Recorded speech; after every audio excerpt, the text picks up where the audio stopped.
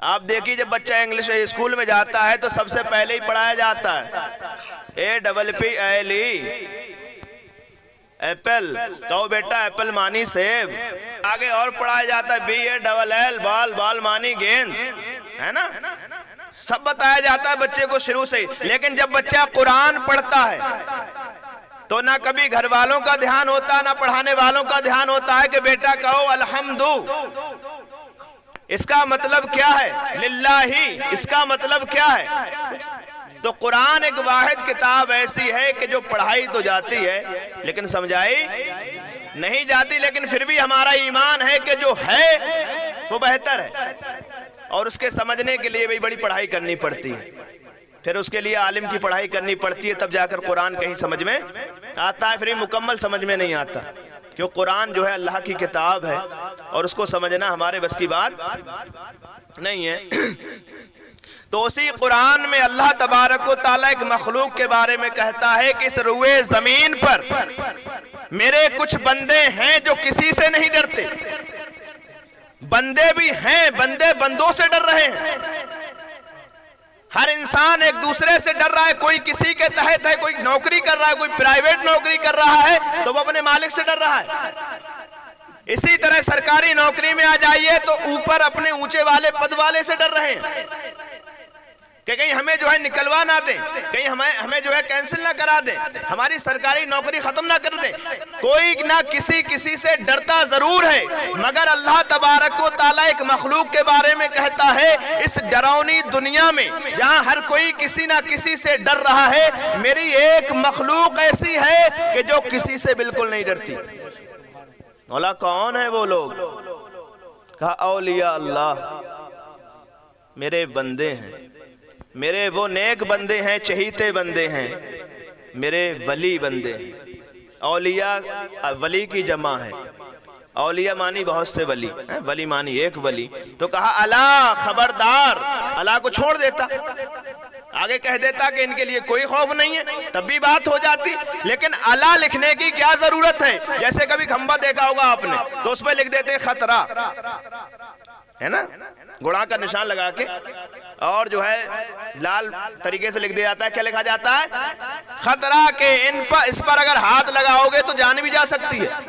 اسی طرح خالق کائنات نے لکھا الا خبردار، ساودھان، اگر یہاں ہاتھ لگاؤ گے میرے ولیوں کے بارے میں کچھ نکتہ چینی کرو گے تو بخشے نہیں جاؤ گے، کیونکہ تم یہ سمجھتے ہو یہ تم سے ڈر جائیں گے یا انہیں کسی چیز کا غم ہے، تو کہا نہیں، یہ اللہ کے سوا کسی سے نہیں ڈرتے۔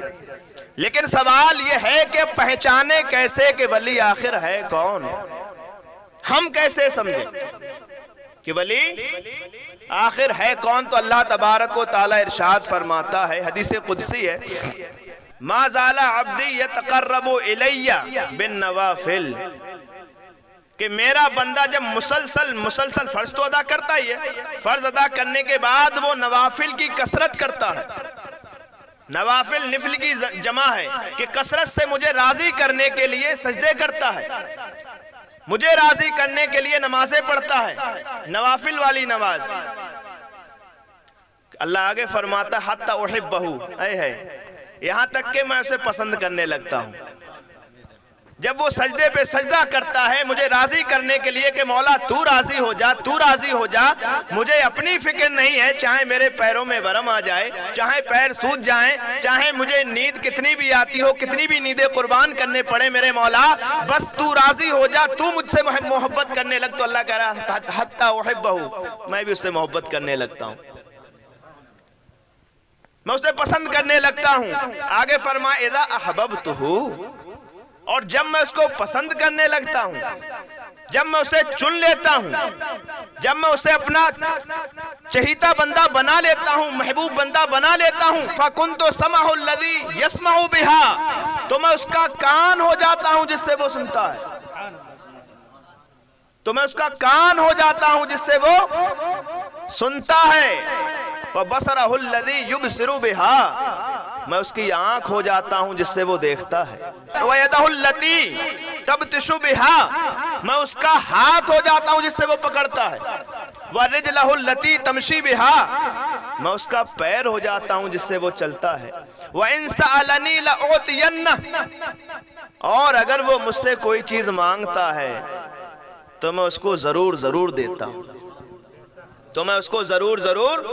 دیتا ہوں۔ مسئلہ دیکھیے کہ اللہ تبارک و تعالیٰ کان سے بھی پاک، خالق کائنات زبان سے بھی پاک، اللہ تبارک و تعالیٰ ہاتھ سے بھی پاک، خالق کائنات پیر سے بھی پاک، اللہ تبارک و تعالیٰ جسم و جسمانیت سے پاک۔ پھر اے مولا تو کیوں کہہ رہا ہے کہ میں کان ہو جاتا ہوں، میں ہاتھ ہو جاتا ہوں، میں پیر ہو جاتا ہوں، میں زبان ہو جاتا ہوں اپنے اس بندے کی جو مجھ سے محبت کرنے لگتا ہے، جسے میں چن لیتا ہوں۔ سوال یہ دیکھیے کہ ہم تو محبت کر رہے ہیں، ہم تو محبت کر رہے ہیں، ہم تو دعوے کر رہے ہیں اللہ تجھ سے محبت ہے، تجھ سے محبت ہے۔ محبت یہاں پر پوری نہیں ہوتی، ہم چاہیں لاکھ دعوے کریں کہ ہم فلاں کے عاشق ہیں، فلاں کے عاشق ہیں، جب تک سامنے والا نہ کہہ دے میرا عاشق ہے، تو کہا کہ تم کتنے بھی کہتے رہو ہم اللہ والے ہیں، ہم اللہ والے ہیں، تمہیں کوئی نہیں مانے گا۔ کہا حتی احبہ، اور جب میں محبت کرنے لگوں گا تب سب مان جائیں گے، جب میں محبت کرنے لگوں گا تب سب مان جائیں گے۔ اللہ تبارک و تعالیٰ ایک دوسری حدیث قدسی میں ارشاد فرماتا ہے کہ جب اللہ تعالیٰ اپنے کسی بندے کو پسند کر لیتا ہے، جب اللہ تعالیٰ کسی بندے کو پسند کر لیتا ہے، نادا جبرائیل، تو جبرائیل کو بلایا جاتا ہے، جبرائیل کو ندا دی جاتی ہے کہ یا جبرائیل ان اللہ یحب فلانا فحببہ، کہ اے جبرائیل دیکھ رہا ہے اس بندے کو، ابھی زمین والوں کو کوئی خبر نہیں ہے، اور سبحان اللہ، ابھی اس بندے کو بھی خبر نہیں ہے، عاشق سے پہلے معشوق کو خبر ہوگی، اس بندے کو بھی خبر نہیں ہے، اس بندے کو بھی خبر نہیں ہے، اللہ کو خبر ہے۔ اللہ کہہ رہا ہے دیکھ جبرائیل، یہ جو بندہ دیکھ، یہ جو گلیوں میں ٹہل رہا ہے بدایوں کی، کیا ہے یہ جو بدایوں کی گلیوں میں ٹہل رہا ہے، جسے لوگ جو ہے عاصم کہتے ہیں، جسے لوگ اسعید الحق کے نام سے جانتے ہیں، کوئی بھیا کہتا ہے، کوئی شیخ صاحب کہتے ہیں، دیکھ لیا نا جبرائیل تو نے، ان اللہ یحب فلانا، مجھے یہ پسند آ گیا ہے۔ اب جب مجھے پسند آ گیا، ابھی جبرائیل کو بھی نہیں معلوم تھا، اب خدا خبر دے رہا ہے کہ فحببہ، ہے جبرائیل تو محبت کر اس سے، اے جبرائیل تو اس سے محبت کر۔ کیوں محبت کر؟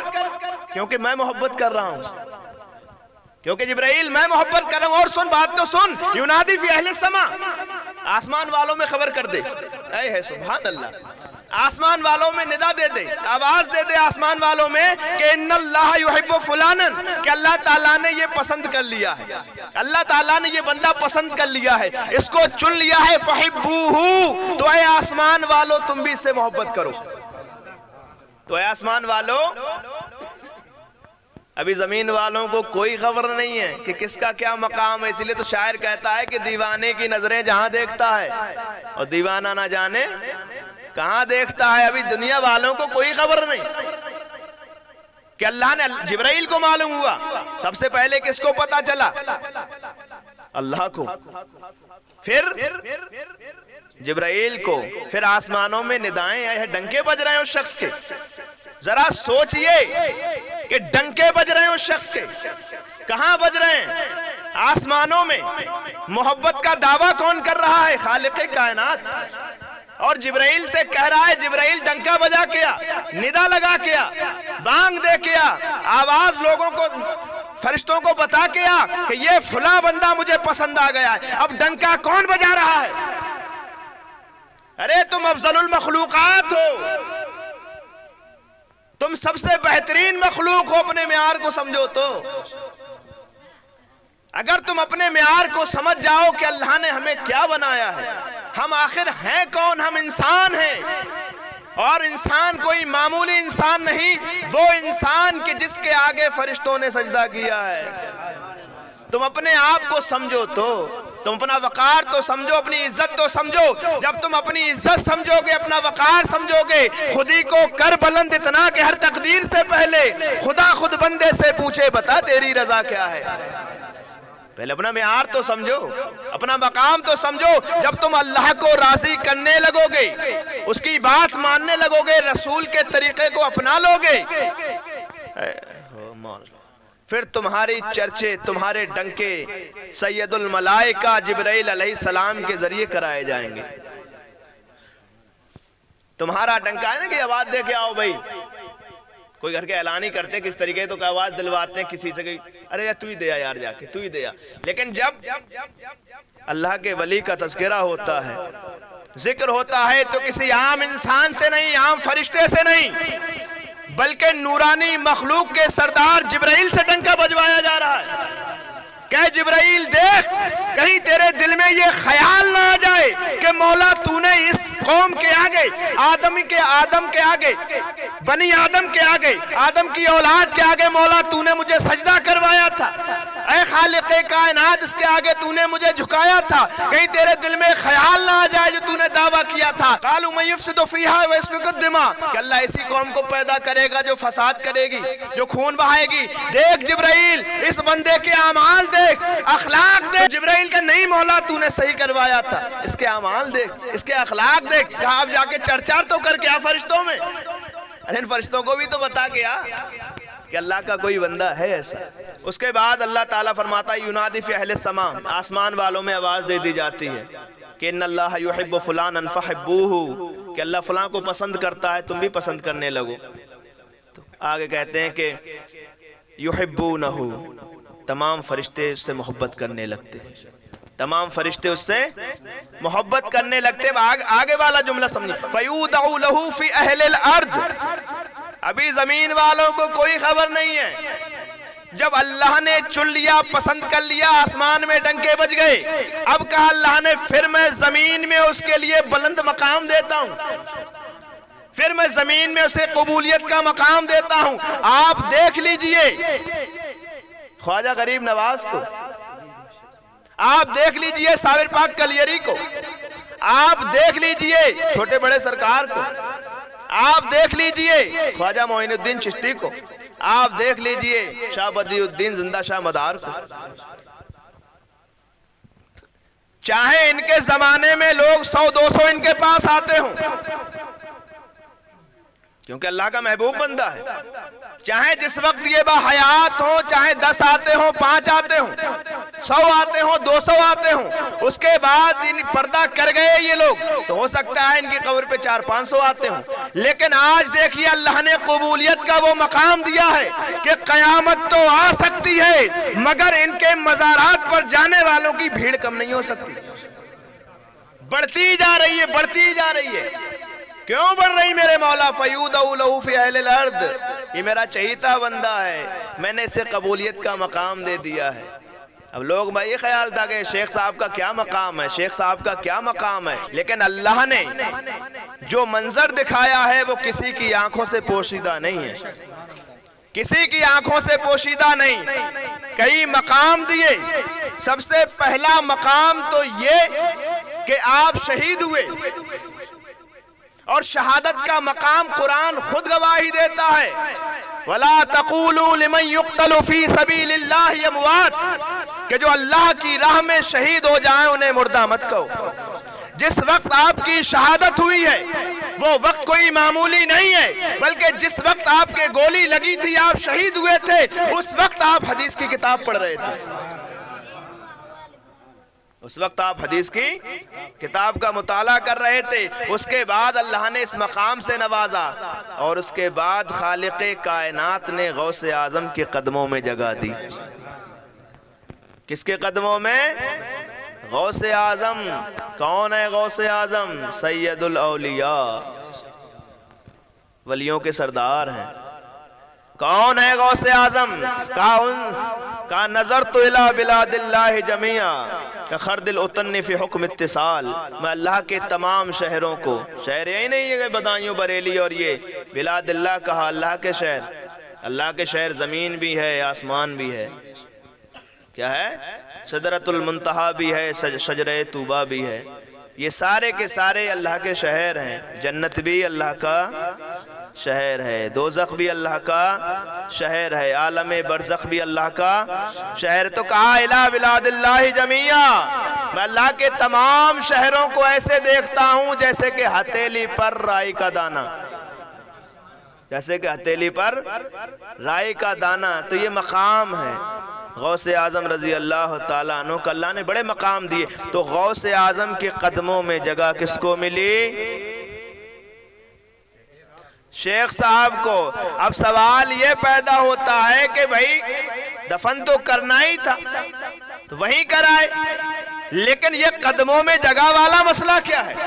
جگہ وہاں کیوں ملی؟ تاکہ لوگ سمجھ جائیں کہ یہ کوئی معمولی شخصیت نہیں ہے بلکہ اللہ کا چہیتا بندہ ہے. کیونکہ غوث اعظم نے خود فرمایا ہے کہ تمہیں پہچان کرنی ہو کہ اللہ کا ولی کون ہے.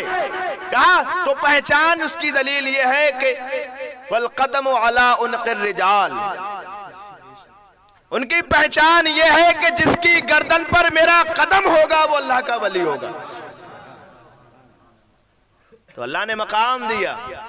زمین والوں کو پتہ بعد میں چلا. تو اللہ پسند کرتا ہے, جب پسند کرتا ہے تو ہاتھ ہو جاتا ہے, آنکھ ہو جاتا ہے, زبان ہو جاتا ہے, کان ہو جاتا ہے نا, پیر ہو جاتا ہے. اے خالق کائنات تو ان ساری چیزوں سے پاک ہے میرے مولا, ساری چیزوں سے پاک ہے, جسم و جسمانیت سے پاک ہے, تو نور ہے. پھر تو نے ایسا کیوں کہا؟ تو مشیت الہی کہے گی کہ کان تو اسی کا ہے, کہو سبحان اللہ, مگر جو سننے کی طاقت ہے وہ میں نے اس کو عطا کی ہے. زبان تو اسی کی ہے مگر جو بولنے کی طاقت عطا کی ہے وہ میں نے کی ہے.